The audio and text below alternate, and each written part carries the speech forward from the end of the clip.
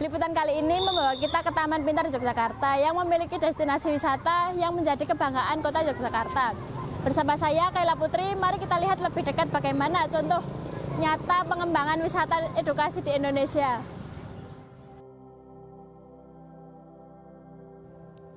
Gedung Oval Taman Pintar Yogyakarta adalah sebuah wahana edukasi yang menampilkan berbagai pameran dan eksperimen sains dan teknologi.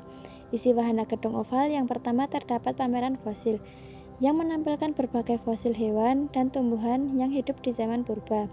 Yang kedua, replika manusia purba, menampilkan replika manusia purba yang hidup di zaman purba.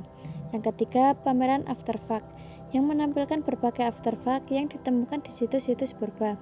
Kemudian ada pameran sains dan teknologi. Yang pertama, pameran fisika, yang menampilkan berbagai fenomena fisika seperti gravitasi, magnet, dan listrik. Yang kedua, pameran kimia, yang menampilkan berbagai eksperimen kimia seperti reaksi kimia dan pembuatan bahan kimia. Yang ketiga, pameran biologi, yang menampilkan berbagai spesimen biologi seperti tanaman, hewan, dan mikroorganisme. Yang keempat, pameran teknologi, yang menampilkan berbagai teknologi terkini seperti robot, komputer, dan telekomunikasi. Selanjutnya, di Gedung Oval ini kita bisa mempelajari simulasi. Yang pertama, simulasi gempa bumi. Pengunjung dapat merasakan simulasi gempa bumi dan mempelajari cara-cara menghadapi gempa bumi. Yang kedua, simulasi badai. Pengunjung dapat merasakan simulasi badai dan mempelajari cara-cara menghadapi badai. Yang ketiga, simulasi luar angkasa. Pengunjung dapat merasakan simulasi luar angkasa dan mempelajari tentang sistem tata surya. Selain di sini ada wahana budaya. Yang pertama, wahana budaya Jawa. Wahana ini menampilkan berbagai aspek budaya Jawa seperti tradisi, adat istiadat, dan lain-lain. Yang kedua, wahana budaya Indonesia. Wahana ini menampilkan berbagai aspek budaya Indonesia seperti tradisi, adat istiadat, dan lain-lain. Yang ketiga, wahana sejarah. Wahana ini menampilkan berbagai aspek sejarah Indonesia seperti perjuangan kemerdekaan dan lain-lain. Terkait dengan kelestarian lingkungan itu menjadi fundamental utama di Taman Pintar, karena kita tahu bahwa pengunjung di Taman Pintar itu tidak sedikit ya. Kalau rata-rata, kalau kita bandingkan di beberapa tahun yang lalu, itu pengunjungnya kurang lebih antara 800.000 orang dan bahkan sampai 1,2 juta orang ya. Dan kita bisa bayangkan semenjak berdirinya Taman Pintar, kita lihat dari tahun 2010 sampai sekarang, itu kurang lebih bisa 14 juta orang yang sudah pernah ke Taman Pintar. Itu artinya bahwa Taman Pintar juga harus berpikir bagaimana Taman Pintar memberikan kontribusi terhadap kelestarian lingkungan, menjaga dan memelihara lingkungan di wilayah Taman Pintar. Nah, Taman Pintar itu punya konsep namanya Taman Pintar Integrated Eco Management. Taman Pintar Integrated Eco Management. Itu ada 3 aspek yang kita kembangkan. Yang pertama adalah sistem pengelolaan sampah mandiri, baik yang organik maupun yang non-organik. Kemudian yang kedua adalah konservasi air. Nah, kita tahu bahwa pengunjung yang datang ke Taman Pintar itu juga membutuhkan akses air yang banyak ya, baik di toilet maupun di tempat ibadah. Di situ kan ada Masjid Izul Ilmi, di mana penggunaan air cukup besar.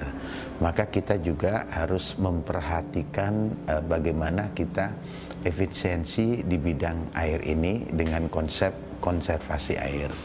Kemudian yang ketiga, kita juga punya konservasi listrik. Nah, kita tahu di Taman Pintar ini sebagian besar penggunaan listriknya luar biasa karena berada di dalam ruangan indoor ya. Dan beberapa alat peraga, semua alat peraga kita selalu bersentuhan dengan listrik. Maka kita juga punya bagaimana menghemat dan menginvestasi di bidang listrik. Nah, semua 3 konsep ini, baik konsep pengelolaan sampah mandiri yang organik, non-organik, kemudian terkait dengan konservasi air dan listrik, itu terangkum di dalam konsepsi Taman Pintar Integrated Eco Management. Ya, tentunya Taman Pintar ini sebuah wahana pembelajaran dan edukasi yang cukup unik ya. Karena di sini menampilkan tidak hanya belajar secara konsep dan teori para pengunjung dan pelajar yang datang ke Taman Pintar, tetapi kita juga mengajak para pengunjung dan belajar untuk mengalami proses pembelajaran yang kita sebut dengan experiential learning. Apa itu experiential learning? Adalah proses belajar secara mandiri di mana para pelajar itu harus mencoba, kemudian harus mempraktekkan, tidak hanya dilihat, tidak hanya dirasakan, tetapi juga mereka harus mengalami pengalaman belajar itu secara langsung. Melalui apa? Melalui alat peraga yang kita buat secara interaktif dan komunikatif. Jadi di Taman Pintar ini adalah satu keunikan di mana para pelajar itu bisa mengalami proses pembelajaran itu secara langsung. Memang rata-rata di weekdays, tapi memang fluktuasi pengunjung, topografi pengunjung itu kadang naik turun. Sebagian besar pengunjung itu lebih banyak datang pada liburan sekolah. Kalau keluarga itu family. Nah sekarang ini belum weekend ya, ini masih hari Kamis. Ini juga sebagian besar pengunjung sekolah datang dalam rangka studi komparasi atau studi belajar ya. Nah di Taman Pintar ini memang antara weekdays dan weekend, itu rata-rata. Jadi kurang lebih kalau weekdays seperti ini ada kurang lebih 2.000 sampai 3.000. Kalau weekend itu bahkan sampai 5.000 orang yang datang ke Taman Pintar. Nah, Taman Pintar ini berada di titik yang cukup strategis, berada di 0 km. Ya, di 0 km. Kenapa dikatakan di 0 km? Karena di sisi barat Taman Pintar itu ada kantor pos.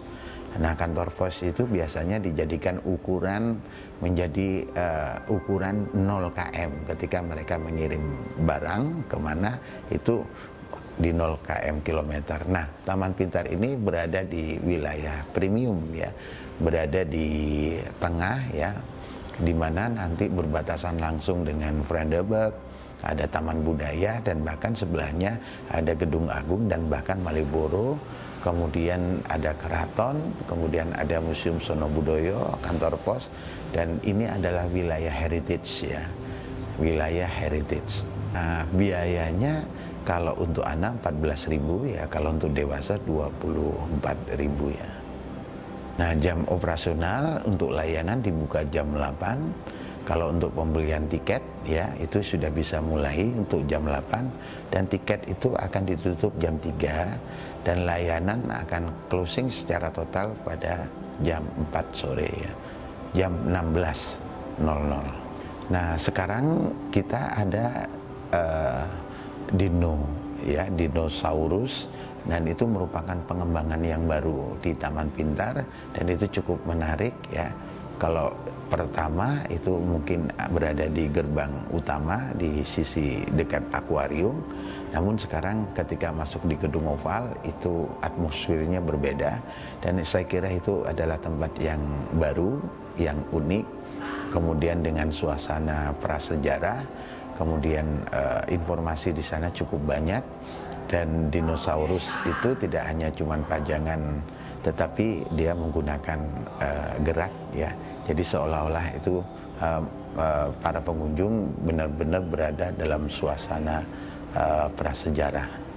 Kalau dari saya sendiri sih puas banget ya, soalnya di sini tuh lengkap, terus banyak wahana juga, terus banyak spot makan, terus ada toilet yang bersih, terus juga ternyata di sini juga ada musola gitu. Jadi menurut saya tuh sudah sangat lengkap dan memadai gitu. Kalau secara pribadi dan mungkin pendapat kita berdua itu wahana dinosaurus ya, karena kita bisa ngerasain kayak zaman dulu gitu, di zaman purba gitu. Jadi kan kami di sini untuk liburan ya, jadi sekalian aja buat belajar gitu. Download Tribun X sekarang, menghadirkan lokal menjadi Indonesia.